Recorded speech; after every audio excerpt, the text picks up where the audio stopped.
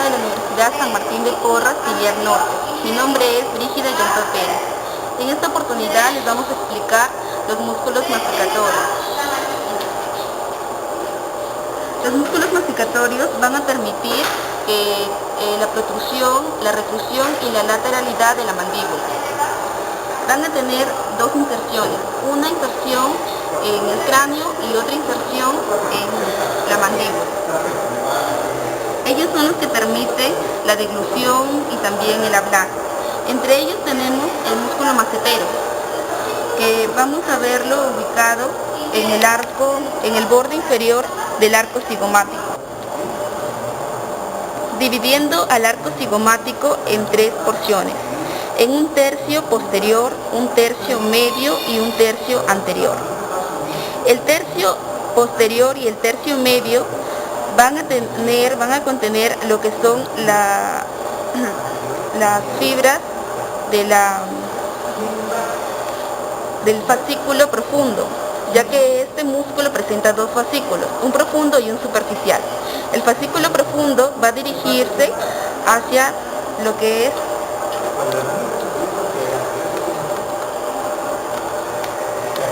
la cara externa de la rama ascendente de la mandíbula. Se van a dirigir hacia lo que es el ángulo de la mandíbula, en forma recta.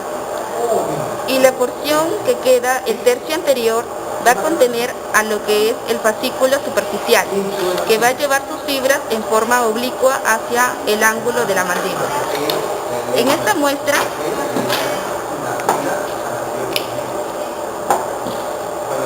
podemos ver al músculo macetero, que se caracteriza por ser voluminoso y lo vamos a encontrar en el borde inferior del arco cigomático y se dirige hacia el ángulo de la mandíbula. Tiene como función elevar la mandíbula. Y también tenemos al músculo pterigoideo interno.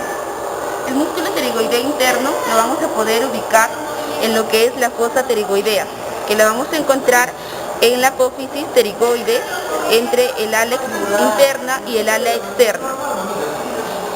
Él se va a dirigir, como aquí podemos ver, la mandíbula se va a dirigir hacia la cara interna de la fosa pterigoide, se va a dirigir a la cara interna del ángulo de la mandíbula. Estos dos músculos, el macetero y el pterigoideo interno, se van a unir en este ángulo. Y en cuanto al pterigoideo interno, va a permitir cerrar la boca y también lo que es la elevación de la mandíbula.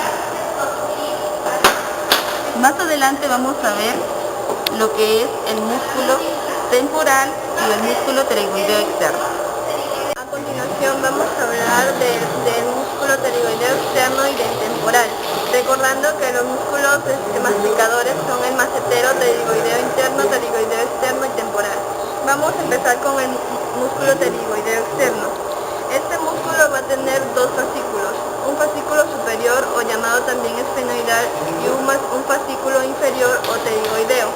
El fascículo superior va a salir del borde inferior del ala mayor del esfenoide. Y de acá se va a dirigir al menisco articular. El fascículo inferior va a estar en el ala externa de la cara externa del ala externa de la apófisis pterigoides. De acá se va a dirigir acá a la fosita pterigoidea, que se va a encontrar en el cuello del cóndilo de la mandíbula. Cuando el músculo pterigoideo se contrae de un solo lado, va a producir el movimiento de lateralidad. Y cuando los dos músculos se contraen, va a producir el movimiento de protrusión. Ahora vamos a hablar del músculo temporal. Toda esta parte de acá se va a llamar la fosa temporal. Aquí vamos a encontrar una línea temporal superior y una línea temporal inferior. ¿Cómo lo vamos a ubicar al músculo? Al músculo temporal lo vamos a ubicar en sus fibras verticales, oblicuas y horizontales.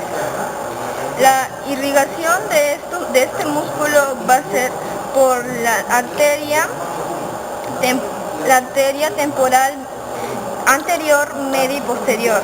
La anterior y la media va a ser rama de la arteria maxilar interna, y de la arteria posterior va a ser rama de la arteria temporal profunda. El músculo temporal va a pasar por dentro del arco cigomático y se va a insertar en la apófisis coronoides.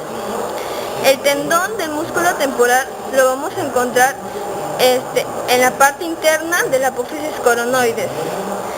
Para los cirujanos es muy importante prestar atención a esto, porque al momento de hacer una cirugía tenemos que tener en cuenta de lesionar el tendón del músculo temporal, ya que va a producir un dolor, aparte del dolor que va a tener de la extracción del tercer molar, va a producir un dolor en toda la parte temporal. El músculo temporal lo vamos a explicar acá en el preparado. Como les había dicho, al músculo temporal lo vamos a encontrar en la línea temporal, a la aponeurosis temporal lo vamos a encontrar en la línea temporal superior y al músculo en la línea temporal inferior. Aquí vamos a encontrar las fibras verticales, oblicuas e inferiores. Estas fibras se van a dirigir hacia la apófisis coronoides, acá. La inervación se va a dar por la arteria temporal anterior, media y posterior. La arteria temporal anterior y media van a ser rama de la arteria maxilar interna, y la arteria temporal posterior va a ser rama de la arteria temporal profunda. Este músculo es que cuando las tres fibras que hemos hablado se contraen, va a producir el cierre de la mandíbula. Pero cuando solo la fibra inferior se contrae, va a producir el movimiento de retrusión de la mandíbula. Los músculos masticadores van a estar inervados por el quinto 3, que va a ser rama del nervio trigémino, su rama motora. Eso es todo.